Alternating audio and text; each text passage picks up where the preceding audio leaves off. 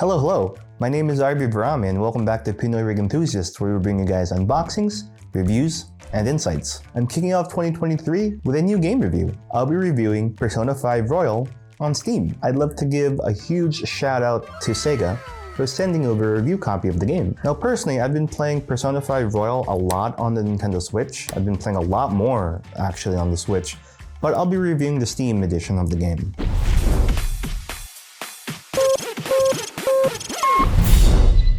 The minimum system requirements are pretty low. You have to have at least an i7 4th gen or an AMD Ryzen 5 1500X paired with a GTX 650 Ti or its equivalent to R7 360 for AMD, and have at least 8 gigabytes of RAM. The recommended specs are pretty low, with the processor being the same, RAM being the same, but the graphics card has to be at least a GTX 760 or an AMD Radeon HD 7870. Since my last game review, I have upgraded my PC a little bit. I'm now running a Ryzen 7 5800X, GPU is the same with an RTX 3080 TUF OC, cooler is still the same with a Kraken X63, motherboard still the same with a Crosshair 7 Hero Wi-Fi. For the RAM, I've upgraded to a G-Skill Trident Neo 3600mHz and 32GB. The case is also new with a Corsair 4000D Airflow. And lastly, I've upgraded my monitor to a 34-inch curved ultra-wide 1440p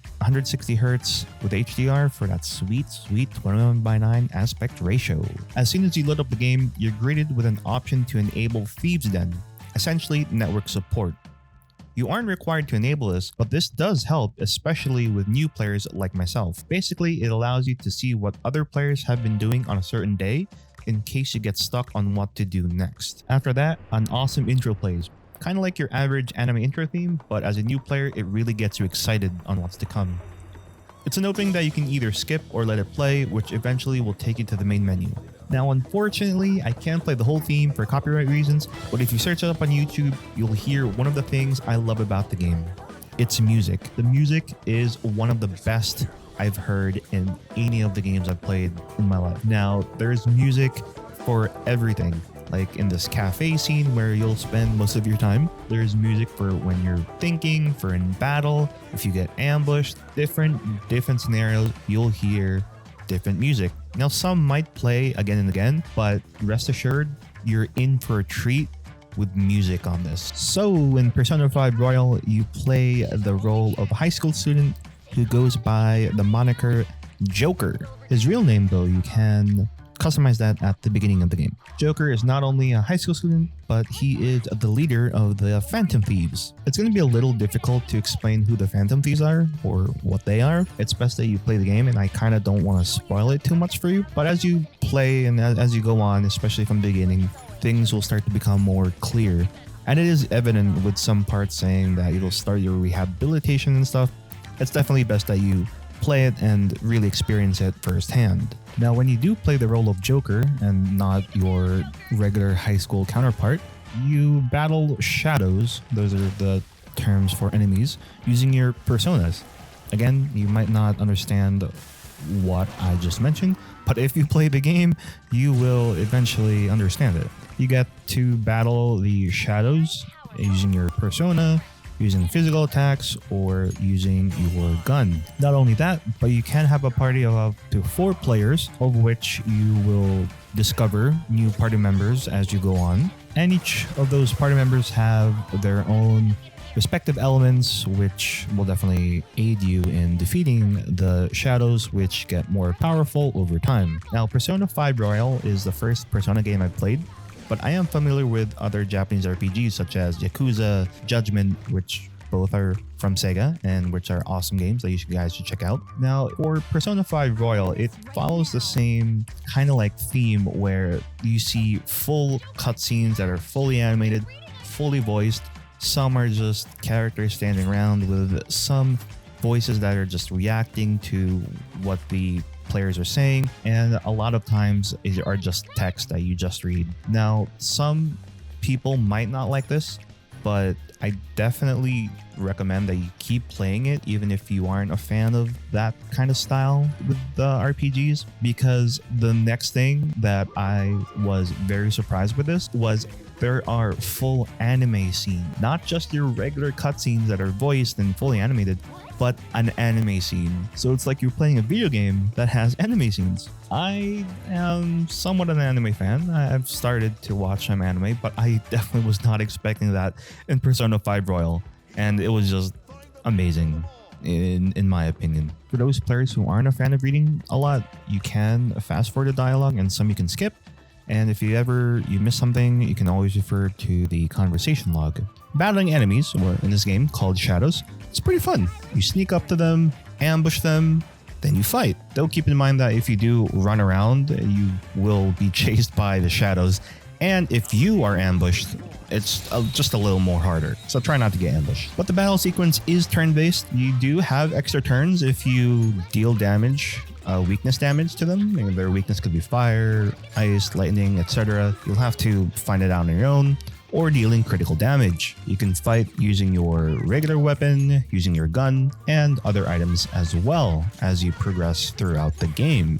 One concept that I really liked in this game is if you deal weakness damage or critical damage to everyone and basically stun them, you're granted the option to hold them up. Now, hold them up, you have 3 options. Well, technically 4. 1, you can either just stop the hold up.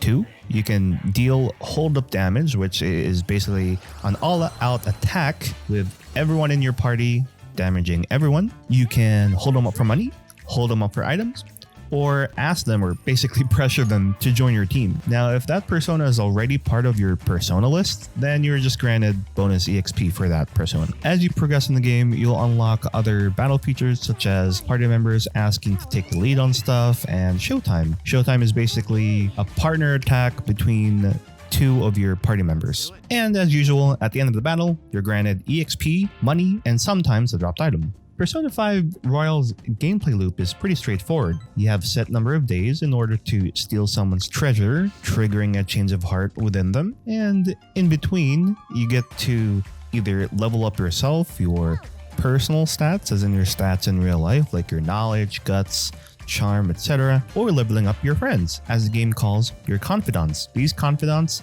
give bonuses to your persona EXPs when you try to level them up or when you fuse new personas, and some confidants give you extra skills that can help you in battle. Now, right now you might be asking, what do you mean by change of heart? What's the treasure I have to steal? Now, it's going to be hard for me to explain that. It's best that you play it and find out. But in a nutshell, it's basically changing someone's perspective on something. For example, if someone's bullying you, once you steal their treasure and trigger a change of heart, they will no longer bully you. Simple as that. However, with extra steps. At first, it might not seem too much to do. You're limited only to after-school activities. You can't go out in the evening.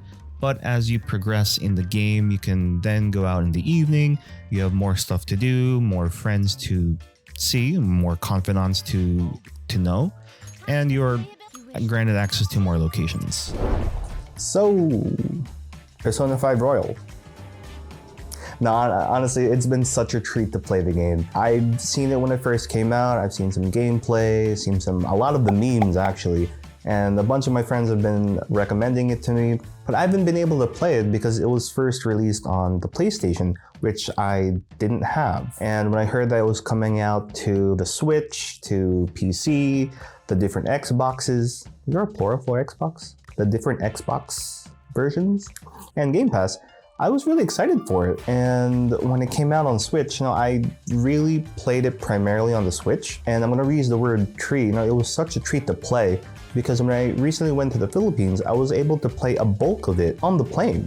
Those 10-hour rides and just playing it portably, whether on the plane, stuck in traffic, like in the Grab car, or maybe at the mall or something like that. It was amazing to play portably. But when you move back to PC, you're greeted with this awesomeness, like ultra wide support. You have that HDR there if supported. But the PC version is just, wow, it's so amazing. Honestly, I'm not saying as like, whoa, it's so amazing, but it really is. It really is amazing. It's so colorful. The music gets you pumped, as I mentioned earlier. Everything about it. Persona 5 Royal definitely makes my top 5 games of all time. I've definitely bumped off a game because that's how much I really like Persona 5 Royal. Again, like the characters, the graphics, the music, the gameplay, even though the gameplay loop may get a little tedious, it is, as I mentioned earlier, it does get a little bit repetitive, but it does get harder and harder, and when you progress, some levels have some puzzles, and not too challenging. It gives you that sense of like accomplishment, like you have that yes feeling that you've been able to conquer that palace or infiltrate a palace or something like that. Nothing too hard, nothing too repetitive. Some people might not like that gameplay loop, as I mentioned earlier, but it's still a great game. And if you haven't played Persona 5 Royal, I highly recommend that you pick it up and try it. Now with that, definitely Persona 5 Royal earns my stamp of approval. I've been really enthusiastic about the game, and I really like the game, and I really would like to also thank my friends as well who've been always recommending me the game. I have a lot of friends who are huge diehard fans of Persona 5 Royal, and yeah, I hold it up to them that, yeah, definitely I enjoyed Persona 5 Royal. So yeah, Persona 5 Royal. Again, if you haven't picked it up, be sure to play it as soon as you can, because you are definitely in for a treat. Definitely at least 100 hours plus worth of gameplay, which is a lot. Now, have you played Persona 5 Royal yet? Have you played the original release on the PlayStation? I'd love to hear your thoughts down in the comments. Let me know. Also, if you haven't checked out some of the reviews I've done in the past, I've done a review on the Z Flip 4, the iPhone 14 Pro, and other game reviews. Be sure to check them out on our channel. But until then, be sure to be subscribed and click on that notification bell so you're always notified of our latest videos. Happy New Year, everyone, and thank you for watching. Bye-bye.